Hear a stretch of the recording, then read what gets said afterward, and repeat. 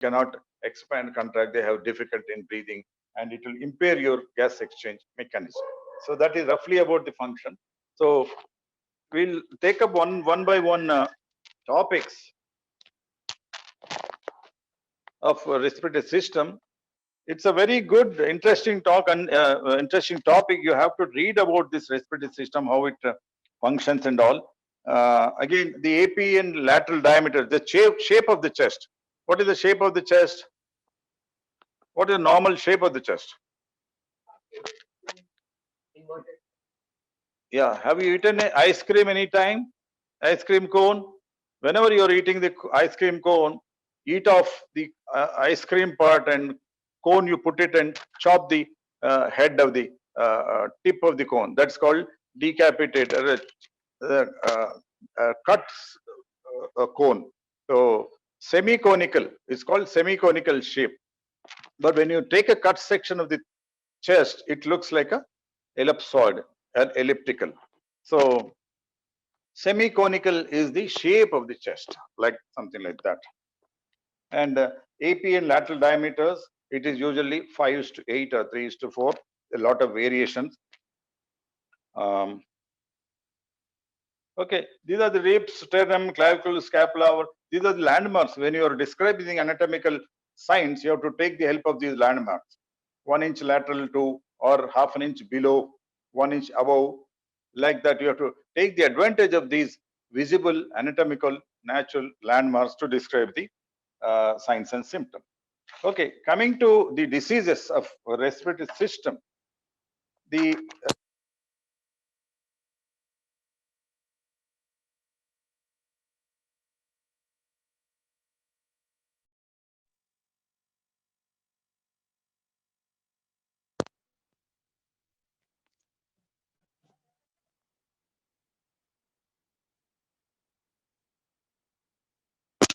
hello, yeah.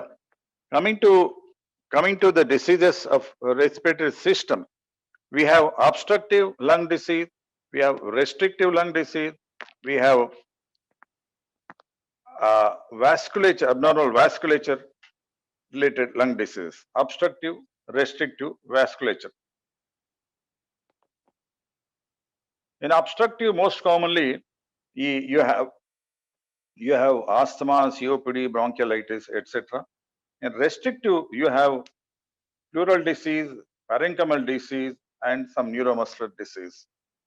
And vascular disease, you have pulmonary arterial hypertension, pulmonary thromboembolism.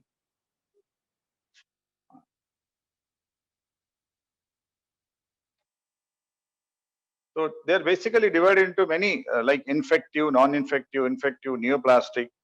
And another classification is hypoxic diseases. If you want to classify this way, hypoxic diseases and hypercarbic diseases, hypercarbia, and the CO2 levels are more. And there are combined diseases, hypoxic, hypercarbic, and combined diseases. There are many classifications. So to understand the respiratory system disease, to diagnose, the key is a very a history taken in a nice way and a thorough focused clinical examination. You cannot just examine superficially. If you should have focused in the history, you'll get some points, some clues. Basing on the history of the patient, age and other things, you should have a focused examination of the respiratory system so that you can make a near correct diagnosis. So coming to diseases now, very common respiratory disease, we'll start today with asthma. Asthma is a very common disease. About 10 to 20% of general population we see asthma, and the children it is little more common. It is called a syndrome, asthma syndrome, because it doesn't follow one particular rule in everyone. So the presentation, the complication, they're different. The severity also is different in different people. We call it that asthma syndromes. So the global prevalence is 300 million. We have about 300 million asthma patients today in the world. 300 millions. So and it's increasing.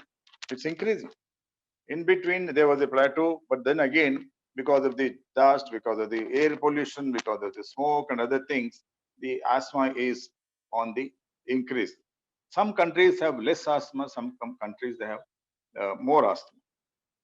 In Germany, East Germany was having very less asthma compared to West, and then they united, they become equal now.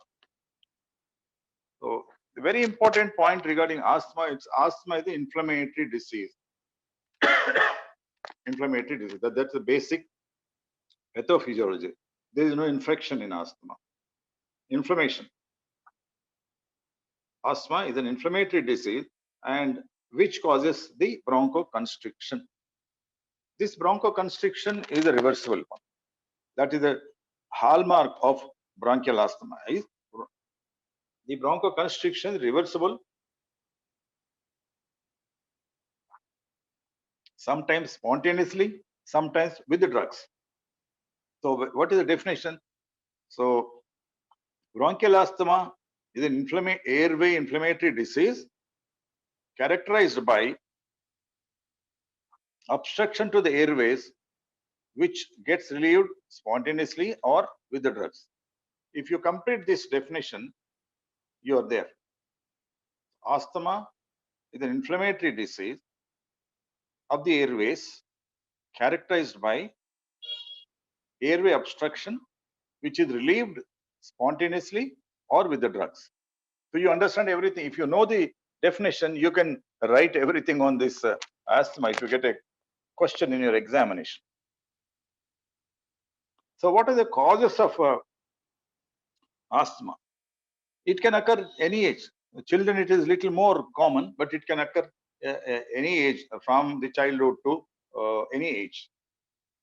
So what are the causes of asthma? There is two types, intrinsic or extrinsic, or atopic and non-atopic. Atopy is a inborn tendency of allergy.